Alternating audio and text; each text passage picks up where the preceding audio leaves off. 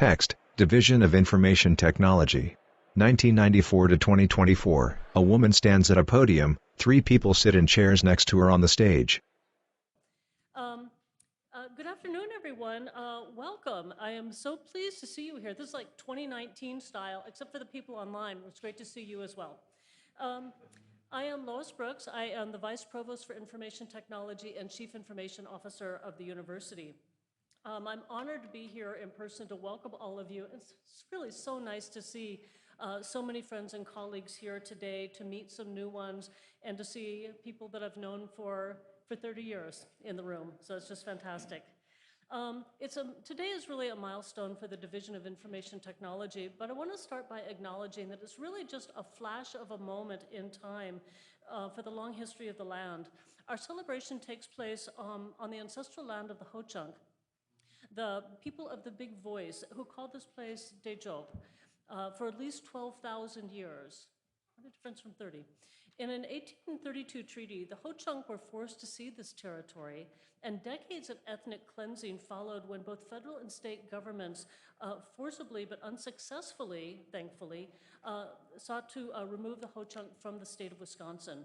Acknowledging what could be painful or discomforting truths about part of our history can also help us to know ourselves better and know how to do better in the future. So I want to begin today by just acknowledging the circumstances that led to the forced removal of the Ho-Chunk people and that honor their legacy of resistance and resilience. The history of colonization informs our work and our vision for a collaborative future. We recognize and respect the inherent sovereignty of the Ho-Chunk Nation and of the other 11 First Nations within the boundaries of the state of Wisconsin. We understand and strive to ensure that our relationships and our work with sovereign nations are compatible with our community needs, and by building and strengthening these relationships is paramount for our continued goal of fulfilling our institution's mission of fulfilling the Wisconsin idea of teaching, of research, and of community engagement. And I also just want to acknowledge our own Information Technology Academy, who has built and developed a positive relationship with the people of the Ho-Chunk Nation, the Oneida Nation, and the Lac du Flambeau Nations band of the Lake Superior Chippewa. So acknowledge those in our community who are actively working to build positive relationships. A slide, UW-Madison land acknowledgement, and a map showing indigenous territory. I also want to recognize the people that put this event together today. This is really quite something, folks. I've got a few names to get through. Maybe we'll hold applause till we get to the end. I'll let you know when that is. The planning committee, Laurel Bellman, Mary Evenson, Nick Heinen, Marissa Eisensee, Lindsay Krull, Tyler Retkowski, Todd Schechter, and Scott Winger on the committee. We also have historical researchers that have been working with us over the past year or so, developing a timeline in history for the division. Sydney Anderson, Evie Erickson, and Hiva Huck. And then finally, our archivists, Katie Nash, Tori Rees, and staff from the reference desk. So join me in thanking everyone for putting this together.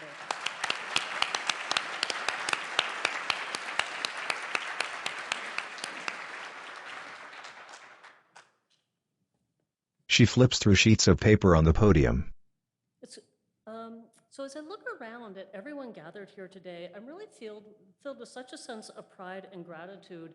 And just, you'll get to talk with Bruce Maas and Tad Pinkerton in a little bit, but I really want to just acknowledge Tad for starting this out 30 years ago.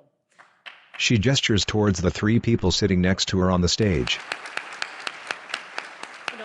And I know you had collaborators who are not here with us today, but we're so delighted to meet you, for the first time, and to have you here in the community to share the history of where we came from. So thank you for coming out. So every one of you, though, each of you has played a role in shaping what we do and creating the organization that we are today, and that we have been all along. People who care about the well-being of our students and faculty, people who do really fantastic IT work, and people who help the university prosper and thrive and fulfill its mission. Over the last 3 decades, DoIT has been a central part of the University of Wisconsin's mission to educate our students, to do scholarship and discovery, and to influence people's lives well beyond the classroom. The three units that came together in 1994, Administrative Data Processing, Madison Academic Computing Center, and Telecommunications. And I just want to pause. If you're comfortable and you were here in 1994 as part of these former groups, would you like to be recognized? Yeah. Several people in the audience stand.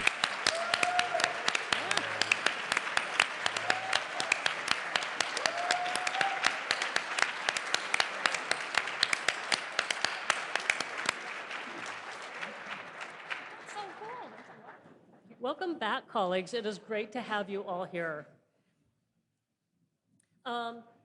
So what have we done in 30 years? I can't name it all here. We have done so much. We launched the first computer labs for the university. We created the help desk.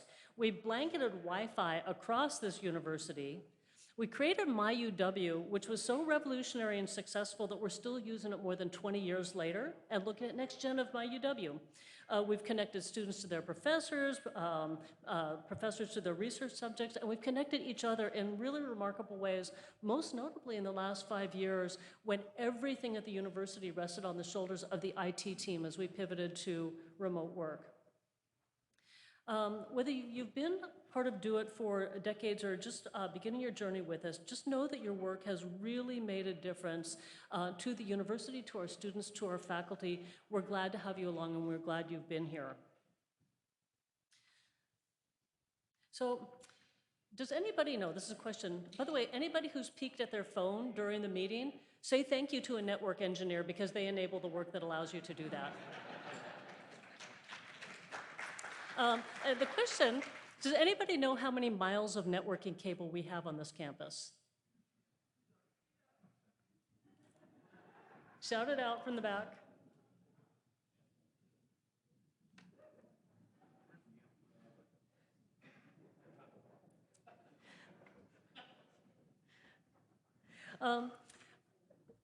It's been a remarkable 30 years, and we're just getting started, folks.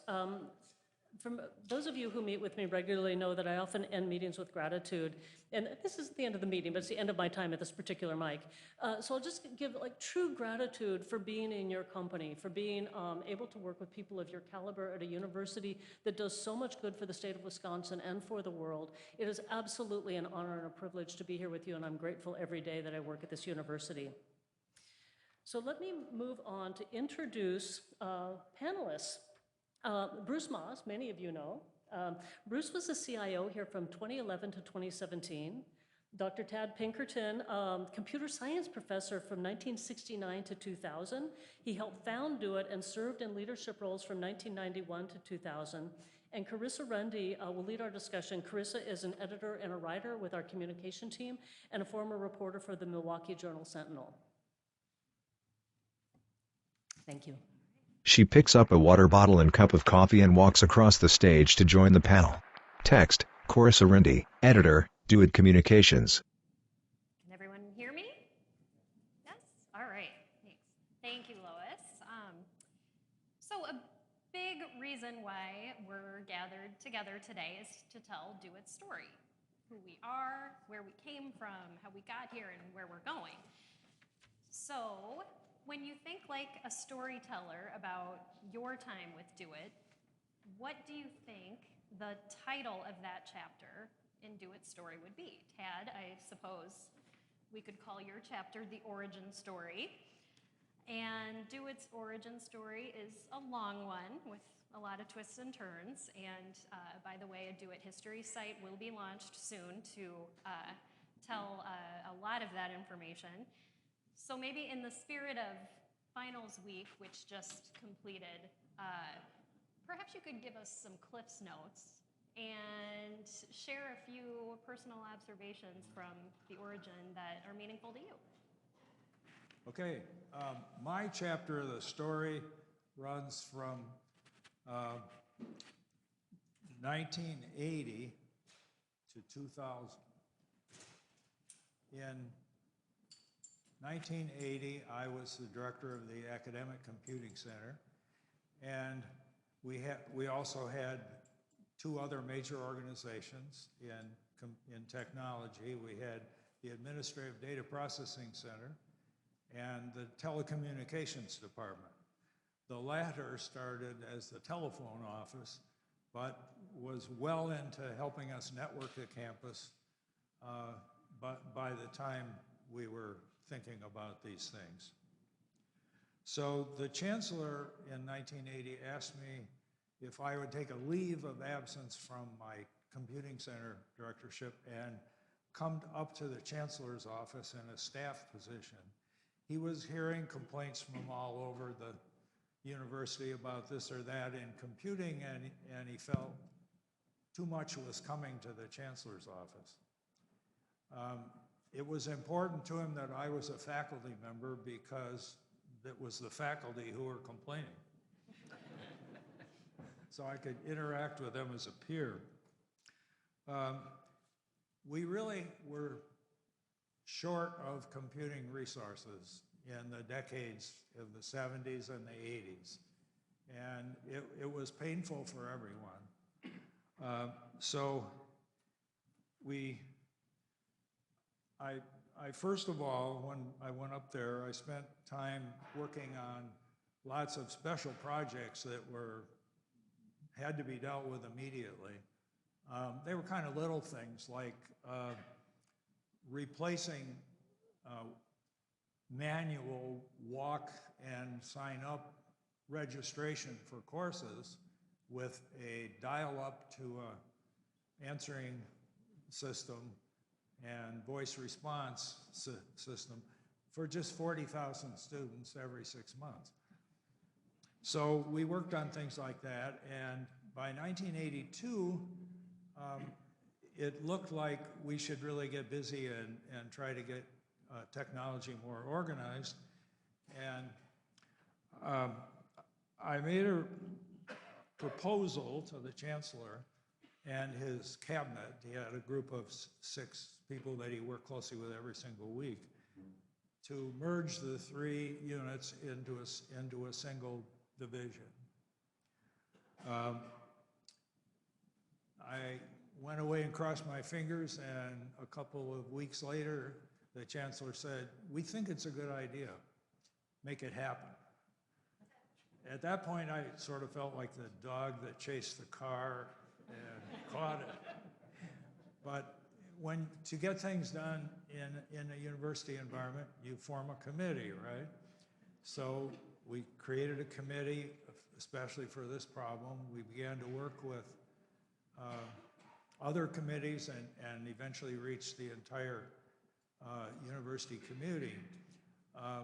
Because computing resources were short, we found that almost everyone we talked to felt that if we put all our computing resources in one pot, they would not get their share of it. That they would lose capacity. So we had to work through that, and fortunately technology improved and people began to relax a little over that next 8 years. So by 1990, we were able to merge the budgets of the 3 units, and the regents approved a designation of Division of Information Technology.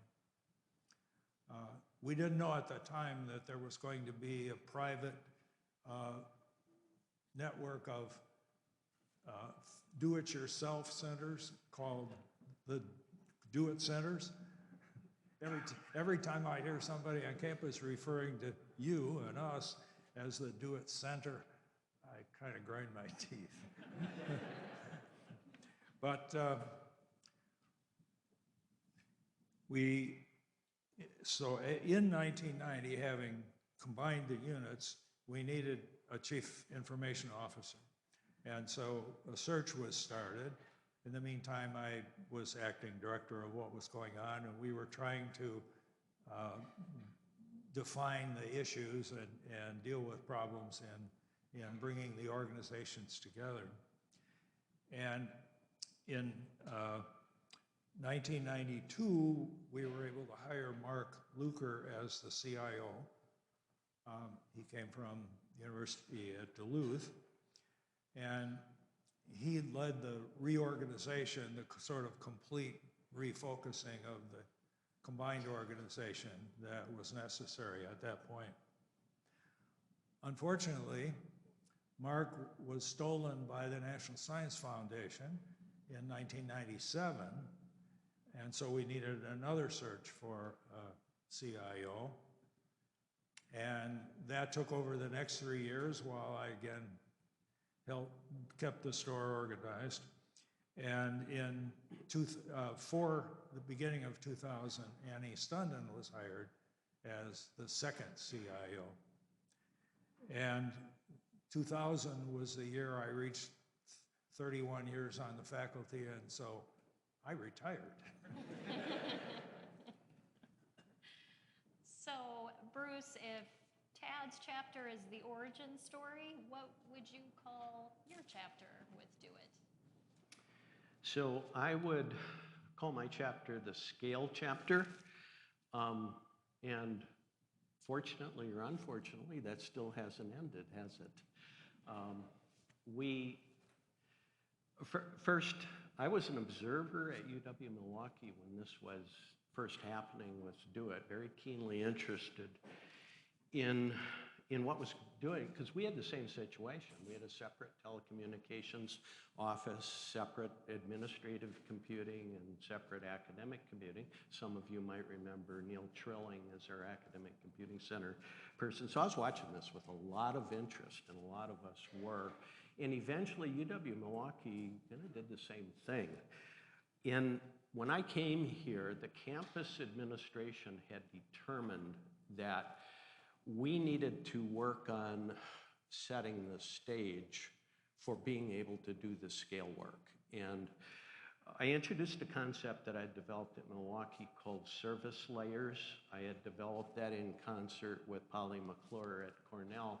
And it was just a way of describing, it was a pyramid, right? And at the bottom, you've got your network, and you've got your infrastructure, and near the top, you've got your specific applications that are created by schools and colleges and others. And so we called it service layers. And one of the things that did is gave us a vehicle for talking to deans and distributed IT leaders and about the fact that we weren't saying they were wrong.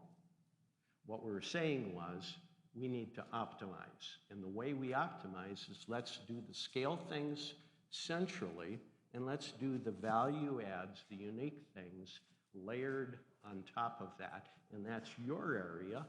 And the area for DoIT then becomes the core services area. Prior to coming in here, I ran into Pat Brennan. Obviously the email system was one of the scale initiatives. Horrible project in a lot of ways. Necessary, but it resulted in a lot of character development on the part of the team and myself. I'll never forget being called in front of faculty senate was up in arms, and being called in front of people, and I think it was in Union South. It was a big building. There were 300 some people, and that was, I would call it semi-hostile. But one of the stories, John will remember this, is people wanted to be able to keep their own vanity addresses, right? So our friends in computer science, they did not want to give up .cs, et cetera. Well, that was scale. We got through it, but there were all sorts of other scale activities. Research computing, I ran into Jan Cheatham. Research computing was something that when I came here, you had the Center for High Throughput Computing, which was world class, but it was high throughput computing. All of these pockets around campus put up parallel computing systems, parallel high performance computing systems, and we were not optimizing the spend as a campus. And that was also one of the things campus asked me to work on. And as a result of, I don't know, my weakness, being able to say no, I got this delightful experience, and I mean that truly, of working with someone by the name of Miron Livni. And those of you who've worked with Miron know that is a mixed bag, right? Miron I had my character develop further in my work with Marone, but in the end, that was a world-class faculty member who had some ideas, and what we had to do is figure out how to navigate there when, in fact, many of the faculty didn't appreciate his approach. Was a little bit of a top-down kind of approach. And so we had to work through the relationship building on a faculty committee, ensuring them that they're going to get to make all the decisions about research computing. I wasn't going to be making any of them. I was just facilitating what they were doing and so on. And we were able to pull that off. And in the end, thankfully, Lois has received greater funding ever since that time. There's been funding for cybersecurity that's been kind of broken free, and that funding broken free. But I'll call that the scale period, and I'll talk a little bit later in a part about the other thing we had to do when we talked about service layers was we had to scale up the relationships on campus, which weren't always optimal.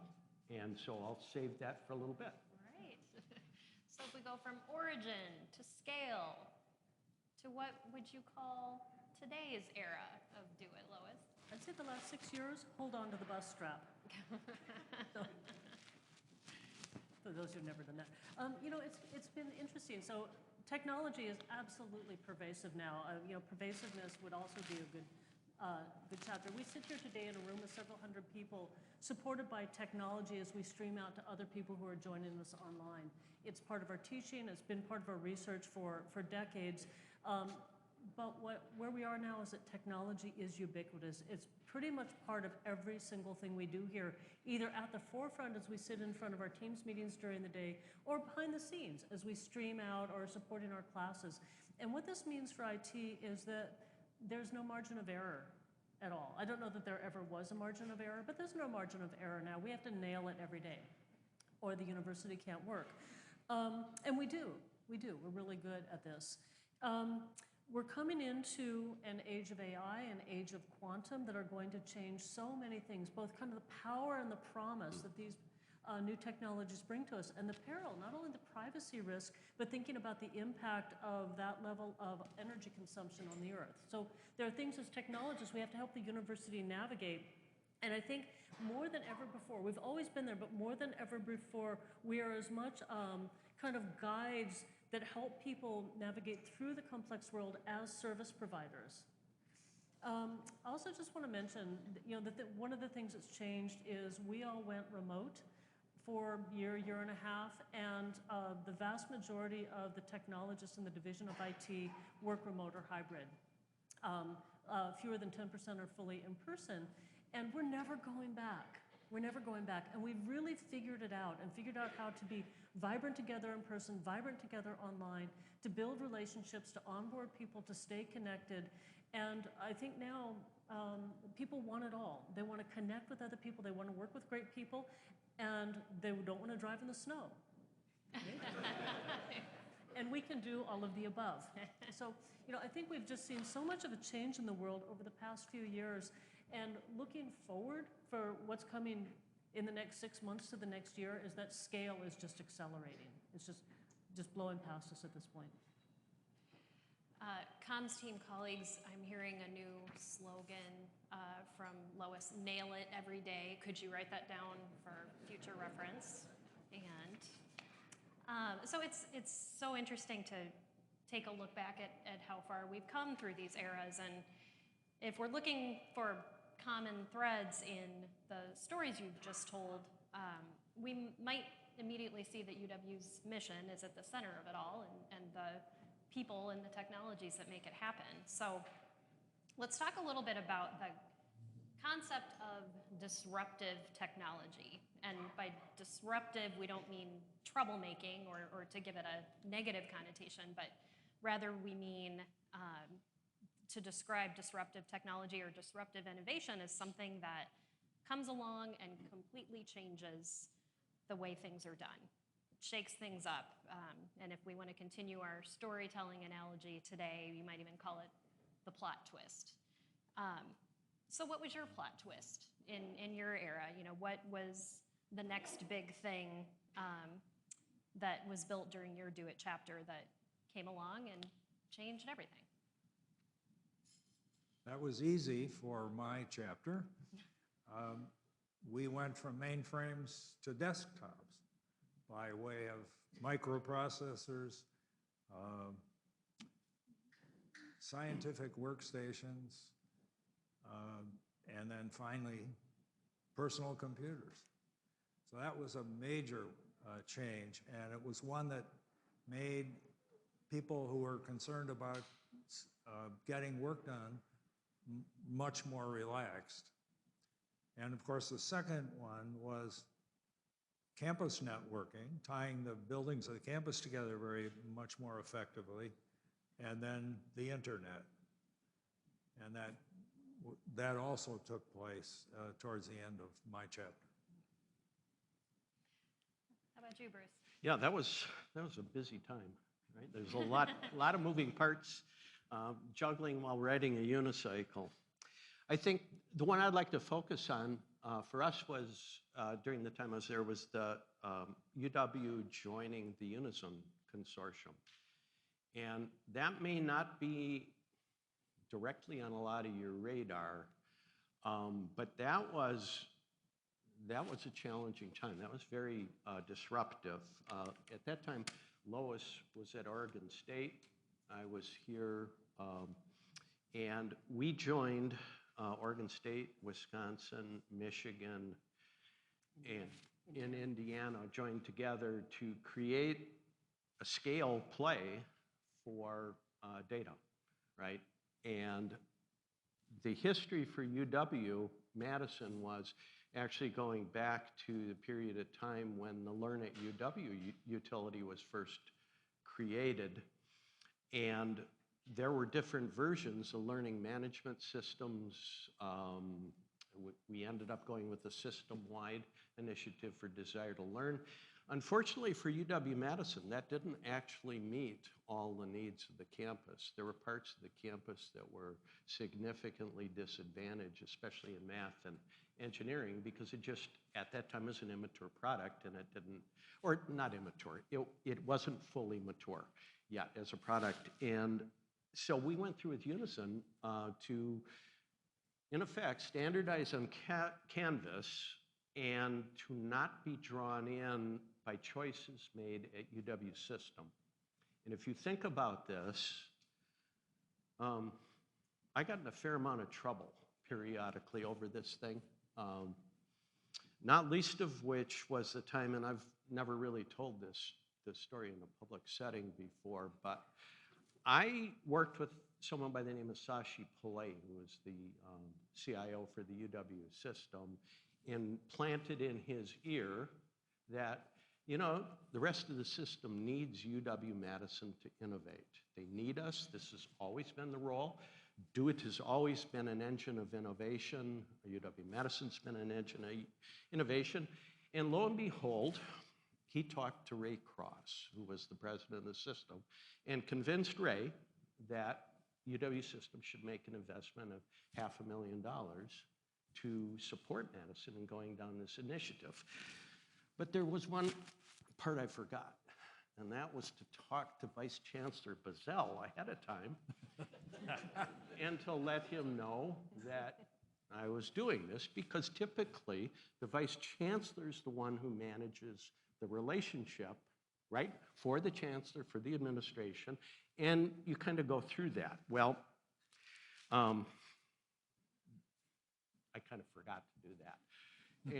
And so, in effect, what we had is UW system support going along with the key leadership at UW-Madison, and then some partnership from Steve Kramer, some of you will remember, who was Associate Dean in Engineering and then went to be the Vice Provost for Teaching and Learning. Steve embraced this, and UW-Madison headed off on this journey with Unison that we couldn't have been on any other way. And when we had a briefing call the other day, I'd asked Lois about it, and Unison still remains a very important part of what we're doing. But there were a lot of lessons in that, and not least of which was our staff in DoIT and some of our distributed IT leaders got a chance to interact with the other Unison members, and it started to build out to about 10 and a dozen different institutions. And if you think about that, how that leverages the talent here, the talent everywhere, you start to raise up the entire talent level that you're building on for each of these institutions. The institution just needs to participate and understand that it will not control every decision. We had Brad Wheeler in the mix, and some of you who know Brad Wheeler know that Brad Wheeler is pretty good at getting his way on things. In fact, is rather gifted in that regard. And so there was this constant kind of push and pull, this tug about how we could do this. And eventually, UW system adopted Canvas, and for the first time, we got everyone in the system on the same system, and we were able to retire the Moodle instance on our campus. We saved ourselves an outgoing outflow of, it was roughly $500,000 a year or so for the whole cost of running Moodle as an extra one. But that was pretty disruptive, and it was challenging because we had to work through the faculty, and we had to get the faculty to be the champions for why to do this. That's a great example. Lois, any disruptive technology you'd like to go into? Well, it's interesting because we're all living in the same age together right now. But when I look over the last couple of years, I think the thing that's really changed the most is how ubiquitous video conferencing is. And for those of you who remember 5 years ago, it was there, and we used video conferencing, but we didn't just hop on a face call with each other. We didn't spend all day checking in with each other in voice. And now it is, it is so much for so many of us a part of not only our work lives, but our home lives, talking to family members, talking to friends afar. We hop between tools all day, and it's really become, just kind of the technology that we all use, maybe the most, certainly for me. Heading forward, it's going to be all AI. All AI is going to disrupt us in so many ways. It already is starting to do so. So we've talked a bit about this, but when you work in IT in a higher ed environment, one of the things you learn really quickly is that relationships are often just as important or even more important than the technology itself. Is there a time during your experience with DoIT when relationship building was an essential part of the story, or what advice would you give about how to build good relationships across our UW community? When you posed that question, I realized I hadn't thought about it at all at the time. But as I looked at what I was doing in various activities on the campus over time, it seemed like everything I was in at one moment kind of fed into making the next one possible.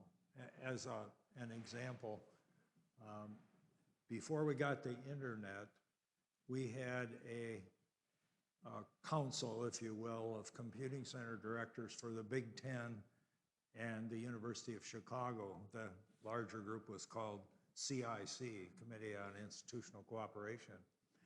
And we were meeting regularly and getting to know each other.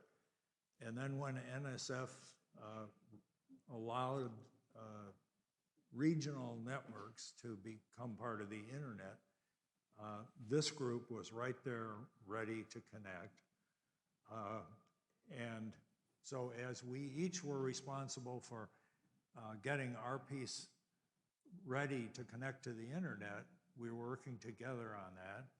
And then as soon as that was finished, we were able very quickly to extend the internet to the rest of the rest of Wisconsin in terms of colleges, universities, and other major players like that. And these sorts of, because I'd been in the chancellor's office, I knew people at other campuses, and we had a computing center directors gathering for the UW system. So what I realize now after looking at this, that happened across my career, and the more people you meet and the more people you find a way to help, the faster your career go. I mentioned at the beginning that I'd build on that first point about scale. The other thing that we did was scale relationships. I believe it was during the time of Annie Stunden as CIO that UW-Madison joined the IT leadership program with the Big Ten Academic Alliance, the CIC. I think it was with Annie. Carrie's nodding yes.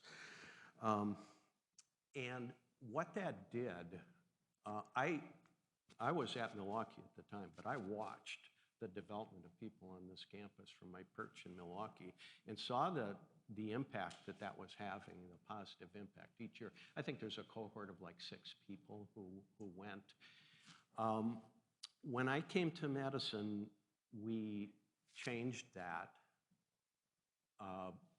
Just prior to that, I was at Milwaukee. John was here as Chief Operating Officer at Madison. And we met with Ed Meacham to expand the ITLP program to all of the UW system. In fact, we were the kind of champions pushing that because, first of all, John had the experience of seeing how effectively that had worked with DoIT, and I had the experience of seeing how effectively it worked and how much I wanted in at Milwaukee, right? And there were things about the CIC and Big Ten that I felt like, darn, I wish we had something like that at Milwaukee. Well, we put together and expanded the IT leadership program, and I devoted half the funds that the CIO had. There was an account that Ron Kramer had established just prior to me arriving, roughly $300,000 of discretionary funding, and I put half of that into ITLP training for people in the schools and colleges. And I believe over that 6-year period, that had a massive effect on the way that people interacted together and how relationships were being formed. All of these individuals, the DoIT individuals, the school college individuals, were all like emissaries on the campus, working towards the big picture of the mission and taking the point of view that the mission needs to be supported.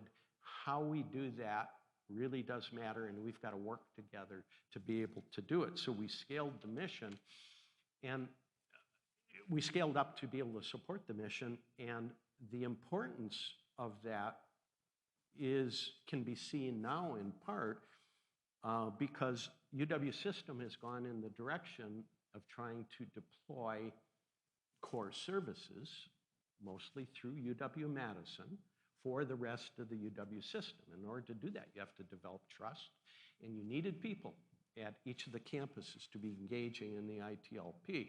And so a lot of those things, you don't see much progress for a while, but scaling the relationship building in the UW system, and I'd welcome anyone at the end, if we have time for comments, talk about what impact that may have had on you as an individual. Because I think it was really important, and I want to give a lot of kudos to Annie and Carrie, leadership team that was in place at the time that did that, and kind of set the example that we need to pool with others to be able to build up our leadership capacity. Lois, what are your thoughts on relationships? Yeah, I was going to go a little bit of a different direction, but I'll just say that relationships, it's how we get everything done here. The entire academy, not just this university, runs on personal relationship. And so having good relationships is exactly how you get things done. But the story I wanted to share, at the start of the pandemic, we got 10 days notice to close the university, shift all employees who could go remote to remote work, and we migrated about 8,000 classes in 10 days to fully online. It was the most extraordinary IT performance I've ever seen in a 40-year career, the entire community. But just one little story of 1,000 that happened. We needed to get, for students or employees who didn't have computers at home or adequate computers at home, get computers to them. So IT professionals from across the division, from across the university, rounded up all of their spare equipment out of labs, equipment they had in their deployment stacks, and got those to other places on campus that could then do the checkout or get them to students. A library help desk, maybe our help desk, service points. And this was all done with, correct me if I'm wrong, guys, within about a day. And so it was, 100 people from across the university who knew each other, stepping in, leaning into each other, and coordinating this incredibly complex activity. That's all done based on knowing people and trust. So it was super cool earlier when everyone stood from 1994 that was around at the origin. So when we look around the room, there are a lot of seasoned professionals among us and many retirees who've joined us today too, and we're grateful for that expertise and experience. But there are also a lot of people who may just be starting to write their own stories in their career journeys. And so what advice would you offer young professionals getting started in higher education IT careers? Bruce, do you have any thoughts on that one? So to volunteer and to stretch. He presses a button on a microphone pack. My life isn't very complicated these days. I have to remember to turn one button on, and it's a stretch. Volunteer and stretch. I'll note that Carrie Regenstein was on the EDUCAUSE board. Kathy Christoph was the president, or the chair of the EDUCAUSE board. Mark Luker, who had been our CIO, went to be an executive at EDUCAUSE. I was the EDUCAUSE board chair. Tremendous opportunity exists at every step in the process. When I first began that process, I introduced people who were speaking at the Midwest Conference, right, in Chicago. And you don't know anyone, and so I really encourage people, get to know people on campus. Try to figure out ways that you can understand the mission in more depth. One of the great joys that I look back on in my life, it didn't always seem like it at the time, I will admit that, is the Academy has a way of having you come around to its goals. And what you need to do is be receptive. You need to have some listening skills. You need to have some humility. And if you don't have it, you're going to develop it pretty darn quickly, because this institution is about the faculty. It's not about the buildings. It's the faculty who launch the programs that create the reputation of the university. This is a great university. You are all part of one of the greatest universities in the world. And I talk about it as right here in the middle of nowhere, right in the middle of nowhere, flyover zone. You've got University of Wisconsin-Madison, top 5 research institution for about 45 years running, 50 years, top 10 research institution. Get to know it. Figure out ways that you can engage on committees and things where you can get to know a faculty member. I learned so much by working with Katrina Forrest, who was the chair of the ITPC.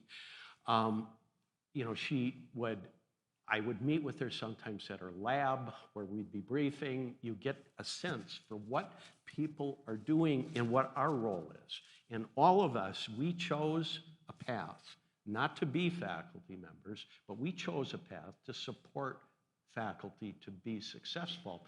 And the great joy is if you give yourself a chance to get to understand aspects of that mission, it kind of can take over and then you become mission focused. And I think that people who go out and try to explore, even taking jobs at different parts of the university, moving around, I think it's good for everyone. When someone works in the College of Engineering and then they work and do it, or they work and do it and they go to the College of Engineering or whatever, the med school, there's some cross-pollination that occurs where you understand. And I think I would encourage all of you, look for ways that you can do it, because this is really about, and didn't mean to put you on the spot, John, but I did. And those are the things that I think will give you more of a connection to the actual mission of the university. And for me, when I look back on it, it's that mission that is precious, right? Because work can be just work, but it also can be more than work. Very true. Lois, what's your advice? You're so much more deep than I am, Bruce. My advice is much, gosh, it's much less profound than Bruce's. I was going to say, here's the 3 things you need to know. One is that if you do IT for longer than a year, you have to learn new things. And if you do it for a really long time, you've learned a lot of new things. So just be really good at learning. Number 2 is be a fantastic person to work with and create a space around yourself where other people can be comfortable and be their full selves and bring their best self to work. And then the 3rd is just leave it better than you found it. So let's go back to our storytelling theme. You know, all good stories leave us wanting more and curious about what's going to happen next. So if you were writing a choose your own adventure story about DoIT's next chapter, what's your best guess for predicting what's on the horizon for IT and higher ed? And where might the story go from here? This dinosaur will pass. He raises his hand. I mean, I had that written down much more nicely on my paper, but thank you, Tad. So I'm gonna give you a little something to think about. And that is, I believe we are at a fork in the road right now. We're sitting here in May of 24. And there is a month called November in 2024 that is coming up. And in that month, there will be an election. And that election will have consequences for higher education in a very, very significant way. And so I can't predict really what's going to happen because this is binary. What's going to happen is binary. There is either going to be a decision made in the country that disinvests in education. Has anyone heard of a concept called the 4 corners of deceit? Anyone heard that? Oh, I'm gonna give you a new one then. The 4 corners of deceit was created by Rush Limbaugh in 2010. And in it, he names the 4 enemies of our country: academia, science, the media, and government.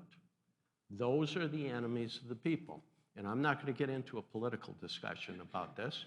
I'm just going to say there is a binary choice in front of us with a perspective that academia and science are considered to be enemies of the people versus not. And being an optimist, I am going to say that the fork that's going to be there for us, I would hope, would be the one that embraces education again. That we've gone through this period of time where we've kind of struggled as a country. We've been polarized. I have a polarized family. A lot of you have polarized families. It's not fun, or there's nothing good about it at all. But I think that depending on how this turns out, we may be able to turn the corner, because I think people have seen that in order to be competitive as a country and to be safe as a country, we have to continue to invest in science, and we have to continue to invest in research. And we're right there at the fulcrum. We are right there. And I would say embrace this moment, engage to the level that you think that you need to engage in order to have your voice heard. I did tell Lois I wasn't going to make her nervous and say things that, you know, she's not allowed to say, because when you're in an official role, there are some expectations. There are no expectations for me, folks. However, I like and respect Lois, and I'm going to leave it at that part. Anyone wants a side conversation? I'm primed, ready to go. But you have an opportunity here, and I truly believe this is going to be one of the most exciting chapters in our country, that we are going to get through this difficult time because the United States always has. We've had different intervals of history in our country, and even when it seems darkest, we self-correct. And you're going to be in this great renaissance period in which the United States, I believe, is going to go through a renaissance. Call me a fool, call me overly optimistic, but this is the future that I see coming up. But we all have to engage as citizens in order to have our input into where things stand. So get with it and do good work, because you're going to become even more important. Either scenario, you become even more important in the future. Bruce, I signed up to be a moderator and not a bouncer today, so I appreciate that you left it where you did, but your points are well taken. Lois, any thoughts on? You always have to follow Bruce, and it's like I can't follow Bruce. All right, well, let's move on to the next one then. So we actually do have a little bit of wiggle room to take a couple of more questions from that were submitted by DoIT staff. And so this is kind of bonus question territory, a little bit more off the cuff than some of our more prepared questions. So I'd like to ask you to think for a moment about days during your DoIT tenure that just made you smile when you look back on them. You know, what or who made those special days so memorable, and what types of things were you working on? Anyone want to jump in on that one? I'll share one. There's so many, but this is the thing that has happened in my time here that is still the thing that blows me away the most. And it's actually not an IT story at all. It's a human innovation story, and that is, you know, we run the university's printing service where they print, you know, course packs and brochures and those kinds of things. At the start of the pandemic, sheer ingenuity of Jeff Larson and his team who run the press pivoted and began using our printing presses to create personal protective equipment, face shields for hospitals before they were available on the market. Our printing press undoubtedly saved thousands of lives of people. They put out several 100,000 head and face shields before the hospital could get them any other way.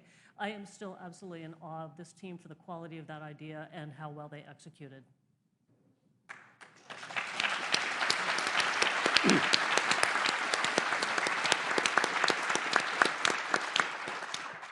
Well, that one's tough to follow. My reflection is a little more humble. I noticed sitting in front of me is someone who had taken the time. When I first came to UW-Madison, you know, we all have different levels of experience, and I didn't have any experience with network engineering. And there was a person who took the time to come in. It was set up. Perry Brunelli set it up. And where Paul would come in and teach me about concepts of network. What is this layer 2 stuff? You know, what does that mean, et cetera? Well, throughout my career, there were a lot of people who did that, who took the time, who were there. I even think back to the time when I was at UW-Milwaukee and the people reached out to me. Like, I'd worked with Kathy Christoff when we were trying to get the .edu utility at UW-Milwaukee moved over to Learn at UW. Had a lot of conversations with Jack Dewey when we were doing the PeopleSoft implementation. There just are an awful lot of you who have made major contributions, some to helping me, some to helping others, but always in doing that to the mission. And what I want to say is a thank you to every single one of you, because I've never been around a group that is more committed to the mission. I mean, that is, for me, that's the coin of the realm, right? It's hard to talk about without getting emotional about it. More generous with their time. Yeah.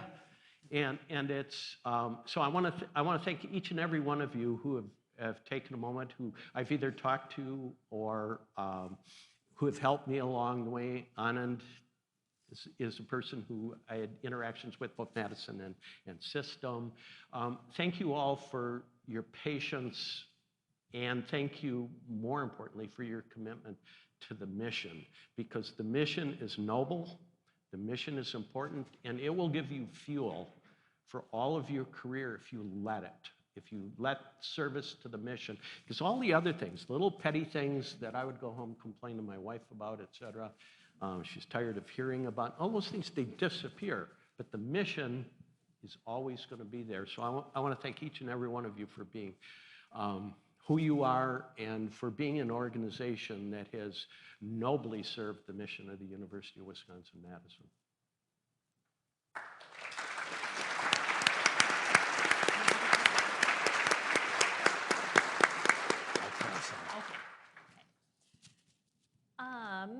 So what did you love most about your job when you were with DoIT? I think that's easy. Every single day, I had a chance to work with many people from around the institution, and including our staff. And I really had a tough time leaving that, because every single day was a positive day, it seemed. There was always somebody ready to help me. And my Macintosh died, Dave was there to fix it up. And all sorts of positive interactions all the time. Well, for me, it's the people, right? It's the people. I mean, Yeah. I don't know any other way around that. I mean, it's a source of consternation. It's joy. It's all those human interactions are challenging, right? Those are some of the toughest problems to solve. And so every day I got to meet someone new. I got to meet Edgar Spalding in biology. I don't know if any of you know Edgar Spalding, but he had been kind of a small level researcher until he met Merone Livni. And then he developed this concept of measuring the roots of corn as he made genetic manipulations, and did it inside flatbed scanners so he could scan and scale up 500 of these at a time. And then he went from being a $500,000 a year researcher to being like a $6 to $10 million a year researcher. It is a gift to meet people like this. And again, I'd encourage you, try to find those little nuggets out on the campus where you can get to know someone and you can see that some of these myths about faculty are nothing more than myths. These are really hardworking, dedicated, committed people. And I think there's a great opportunity for you to benefit from that as well. What they said, any good day is because it's been a good day with one of you, right? It's all about the people. All right, let's keep those good vibes rolling. During the weekly virtual office hours with folks in our university IT community, Lois often ends things on a high note by asking participants, what are you feeling grateful about today? So as we wrap up our panel, let's talk a bit about gratitude. Tell us about something that is lifting you up today. Bruce, can we start with you? I'm grateful for this community. I didn't want what you delivered to me, but I needed it, and that was humility, right?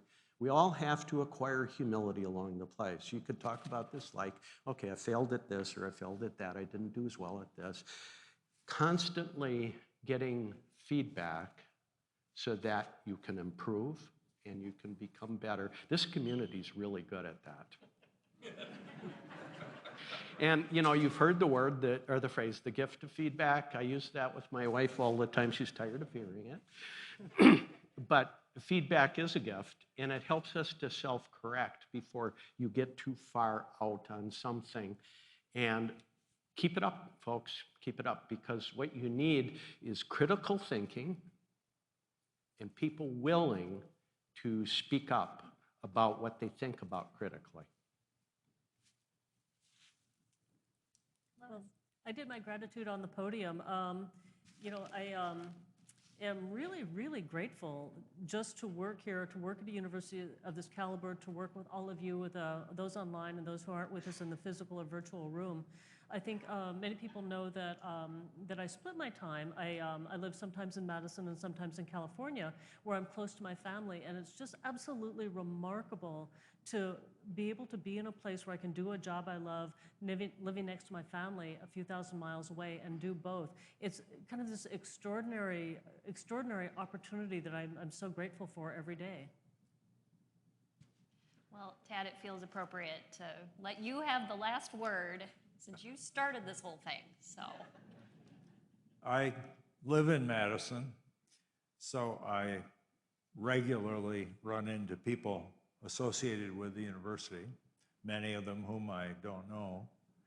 And when they find out that I had something to do with DoIT as in part of my university service, they tell me how grateful they are to have had service from you people.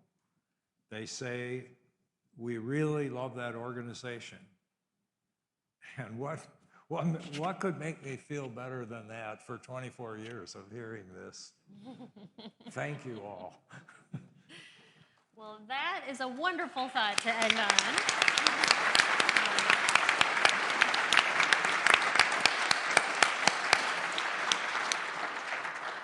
So a big thank you to our panelists, Tad, Bruce, and Lois.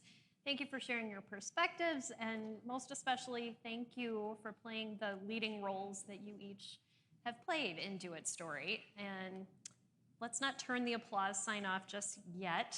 Let's give one more shout out to the fantastic folks on our 30th anniversary planning committee who worked so hard to make today happen. Would you all stand? She waves to the audience as a man stands. He turns and waves to the crowd.